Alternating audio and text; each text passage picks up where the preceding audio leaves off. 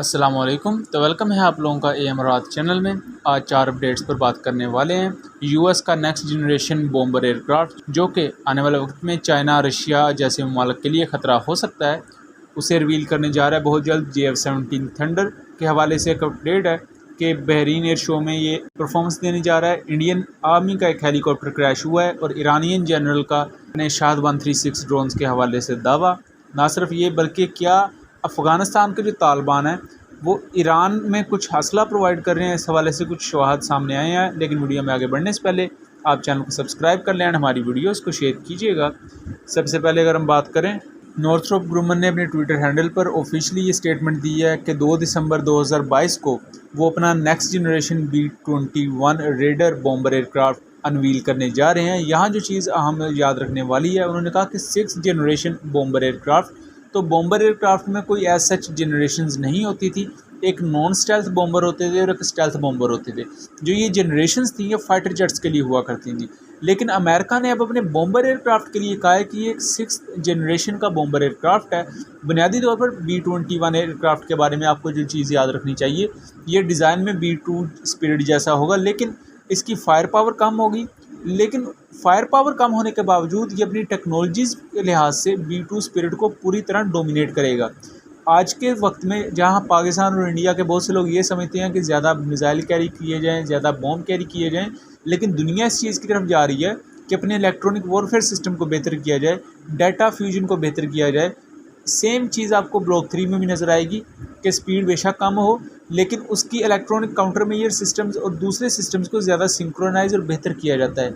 और आज के आप जितने भी जहाज़ देखें उनमें भी यही चीज़ें हैं कि फ़िज़िकल पैरामीटर को ज़रा आप कंप्रोमाइज़ भी कर लें, लेकिन उसके जो इंटरनल पैरामीटर्स हैं वो आपको बेहतर रखने होते हैं। उसके बाद बात करें तो एक अच्छी खबर कि पाकिस्तान एयरफोर्स के JF-17 thunder's Bahrain air show में पार्टिसिपेट करेंगे और बहरीन एयर शो 9 से लेकर 11 नवंबर तक होगा। यहाँ अगर टोटल पार्टिसिपेशन की बात की जाए तो यहाँ F-15s, F-16s, JF-17s, मुख्तलिफ फ़ाइटर जेट्स के साथ साथ हेलीकॉप्टर्स, अटैक हेलीकॉप्टर्स और दूसरे एवैक्स ट्रांसपोर्ट एयरक्राफ्ट भी इसका हिस्सा होंगे।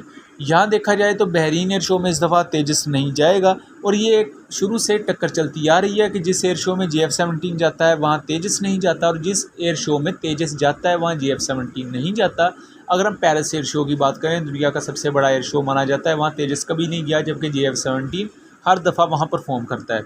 सेम एज़ तारीख में पहली दफ़ा 2015 में बहरीन एयर शो में ही JF-17 और तेजस इकट्ठे परफॉर्म इन्होंने किया था और दोनों की परफॉर्मेंस उस वक्त जितने भी स्पेक्टेटर्स थे उन्होंने काफ़ी इसको अप्रिशिएट किया था। लेकिन उसके बाद जिस एयर शो में JF-17 गया वहाँ तेजस नहीं गया और जिसमें फिर तेजस गया वहाँ JF-17 नहीं गया।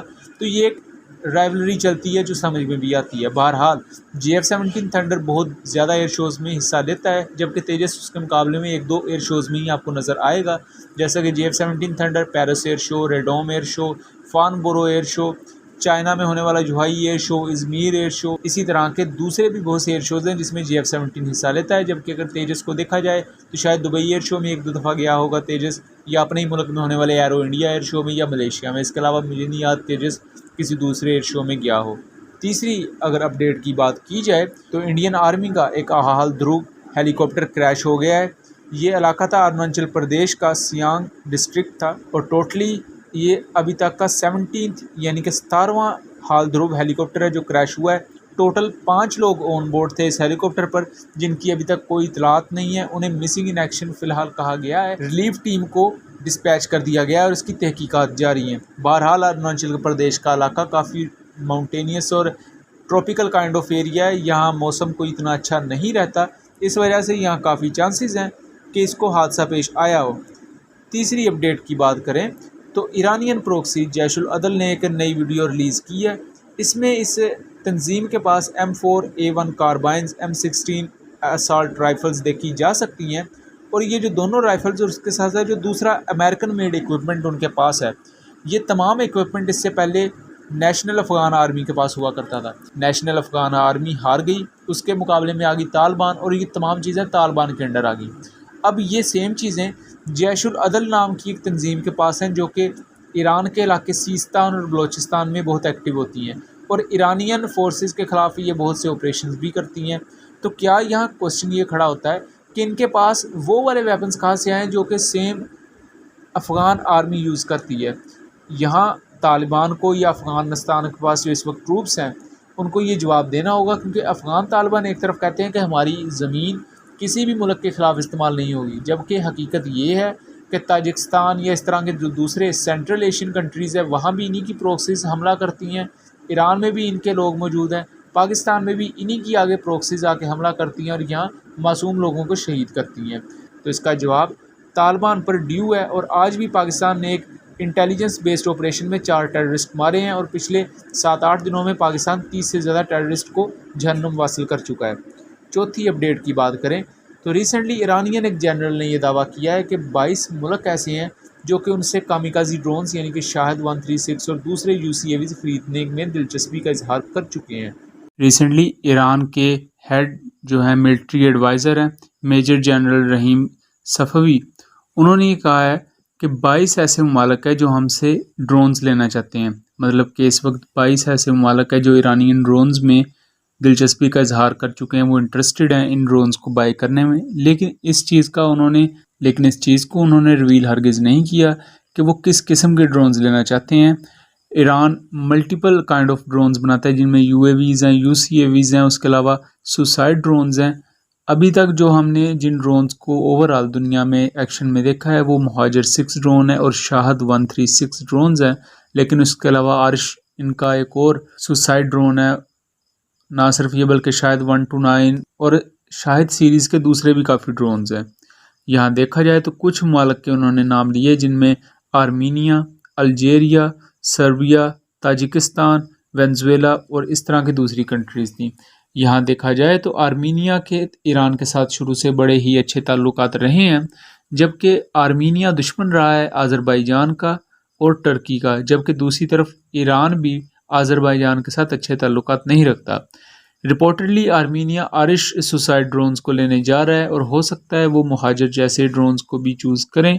जबकि अल्जीरिया को देखा जाए तो मोरक्को के साथ उनके ताल्लुकात अच्छे नहीं रहते और मोरक्को आगे टर्की के साथ करीब टाइज रखता है, इस वजह से यहाँ अल्जीरिया का ईरान की तरफ झुकाव देखने को मिलता है। सर्बिया है और ताजिकिस्तान की रिसेंटली किर्गिस्तान से स्कर्मिशेस हुई थी जिनमें किर्गिस्तान ने टर्किश TB2 ड्रोन से काफ़ी नुकसान भी पहुंचाया था ताजिकिस्तान को। तो यहाँ ऐसे ममालिक जिनके पास ड्रोन्स के हवाले से डेफिशिएंसी है वो ईरान की तरफ जा रहे हैं। यहाँ बहुत ही अहम एक क्वेश्चन उठता है कि ईरानियन ड्रोन्स इतनी जल्दी उन्होंने फेम कैसे हासिल किया। तो यहाँ रशिया यूक्रेन वॉर आती है। इससे पहले ईरानियन जो एडवाइज़र हैं उन्होंने ये भी कहा कि जब ईरान में रेवोल्यूशन नहीं आया था तो ईरान ऑलमोस्ट 80% तक जो अपने वेपन्स थे या अपना डिफेंस था उस पर डिपेंडेंट था दूसरे मुल्कों पर। लेकिन रेवोल्यूशन आने के बाद हम 80% तक जो वेपन्स हैं या हमारी जो डिफेंस इक्विपमेंट है वो हम अपने मुल्क में बना रहे हैं। तो ये एक बहुत बड़ा संग मील है।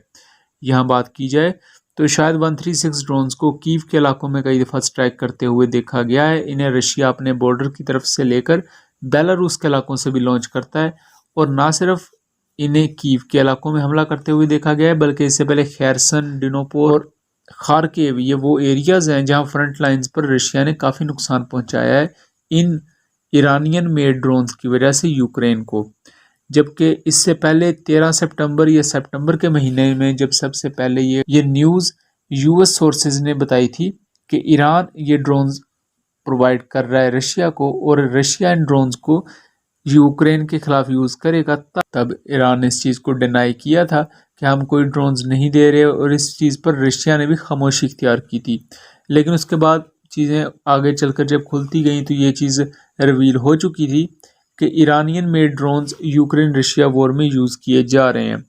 जबकि इससे पहले कि इसी साल मई में Iranian major general of armed forces Mohammad Bagheri ने अबाबिल 2 ड्रोन्स की ताजिकिस्तान में एक फैक्ट्री या उसकी जो TOT के ज़रिए प्रोडक्शन थी उसके लिए एक फैसिलिटी का भी इनकाद किया था कि ईरान पर सैंक्शंस ज़रूर लगी हुई हैं लेकिन वो भी इस वक्त पूरी कोशिश कर रहा है कि अपना इन्फ्लुएंस पैदा करे। इस वक्त ईरान के पास जो बेस्ट टेक्नोलॉजीज़ हैं वो उनके ड्रोन्स हैं और उनके मिज़ल्स हैं। उनके मिज़ल्स में शॉर्ट टू लॉन्ग रेंज और मीडियम रेंज के क्रूज़ मिज़ल्स एंड बैलिस्टिक मिसाइल्स आ जाते हैं। जबकि ईरान इस वक्त स्ट्रगल कर रहा है अपनी एयरफोर्स को लेकर और ओबियसली ईरान जब रशिया को ऐसे ड्रोन्स प्रोवाइड करेगा तो उसके बदले में उसे भी Su-35 जैसे 4th प्लस जनरेशन के एयरक्राफ्ट मिलेंगे। यहाँ उन्होंने और भी कुछ बातें वाज़ेह की। ईरान UAVs की दौड़ में यानी कि अनमैन्ड कॉम्बैट एरियल व्हीकल्स की दौड़ में पूरी तरह सेल्फ सफिशेंट है, लेकिन यहाँ एक चीज़ मैं वाज़ेह करता चलूँ कि ये दावा एक हद तक गलत साबित हो सकता है, क्योंकि ईरानियन ड्रोन्स में अमेरिकन मेड प्रोसेसर और अमेरिकन मेड चिप्स लगती हैं। सो पूरी तरह तो इंडिपेंडेंट नहीं हुआ ईरान, अभी वो एक हद तक डिपेंडेंट है, लेकिन ये एक वो चीज़ होती है जो आपको ब्लैक मार्केट से मिल रही होती है। सो इसको आप अपने ही तौर पर ऑन करते हैं।